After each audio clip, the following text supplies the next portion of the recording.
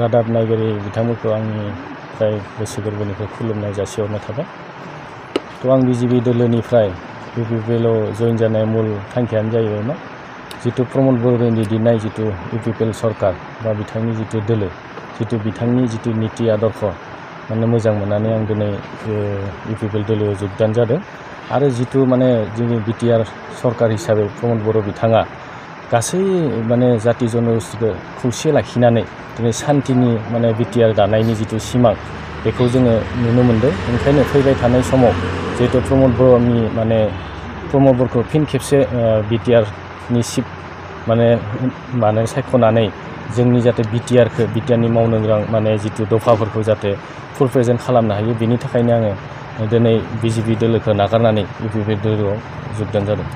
नङा खोथाया बे नङा आं बिजेपि दोलोनिफ्राय बिजाथि नागिरदोंमोन नाथाय आंनि एसे माबाफोर गोरोन्थि थानो हागौ जिहेतु दोलोआ बेयाव सायख'नायाव एसे हयथ' आंहा एसे माने एसे गुन खम थानो हागौ बेनि थाखाय निस्सय दोलो आंनो होआखै। आं बेखौ बिजेपि दोलोखौ आं गाज्रि मोनाखै आं सोंखारिनो सानाखै जिहेतु दिनै बिजेपिखौ नागारनानै फैबाय आं दिनै माने बिजेपिनि हेंथायै बा बिजेपिनि जिखुनु बाथ्राखौ आङो दिनै मिडियानि सिगाङाव बुंनो नागिराखै। आं मात्र बुंनो नागिरदों जे जितु प्रमद बर'नि दैदेननाय जितु बिटिआर आं बेनि सायावसो आं नोजोर होनानै आं दिनै इउपिपिएल दोलोआव योगदान जादों। जथेस्थ' मानसि दङ आंजों माने बिजेपिआव आंजों खुबागांखि हिसाबै गोदोनिफ्रायनो आं जिखिनि समाजनि खामानि मावबोदोंमोन जिखिनि आं बिजेपि दोलोनि खामानि मावदों बे हिसाबै आंजों जथेस्थ' मानसि दङ जथेस्थ' आंजों जगाजग खालामबाय थादों टेलिफन खालामबाय थादों। नाथाय जों मैया हठात माने जितु माने प्रमद बर' बिथाङा लिंहरनायलाय जोङो माने सातजन थांनानै जों जइन जाहैदों। आंजों बुथनि सभापति दङ आरो प्राक्तन मण्डल सभापति दङ बेजों लोगोसे जों 7 जन जइन जाहैदों मैया।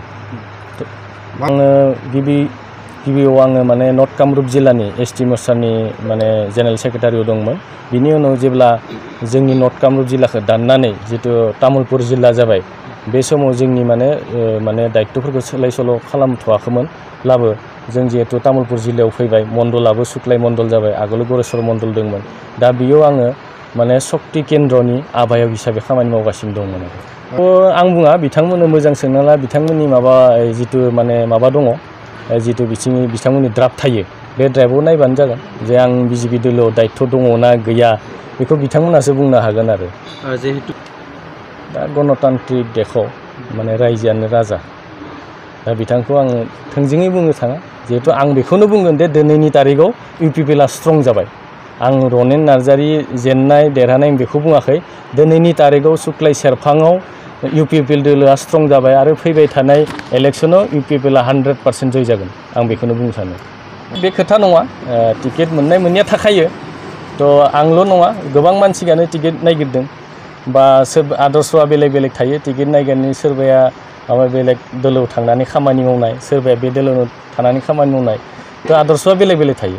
आं दिनै नंगौ आं इउपिपिएल दोलोखौ दिनै बिथांमोननि आदर्शखौ मोजां मोननानैसो फैदों।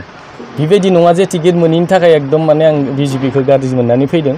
आं बिजेपिखौ खुनु सोंखारिनो सानाखै बिजेपिआबो आंनो जथेस्थ' खामानि मावनो सुबिदा होदों आं मावबोदों। जेब्ला बिजेपिआव दंमोन आं बिजेपिनि मोजांनि खामानि मावदोंमोन।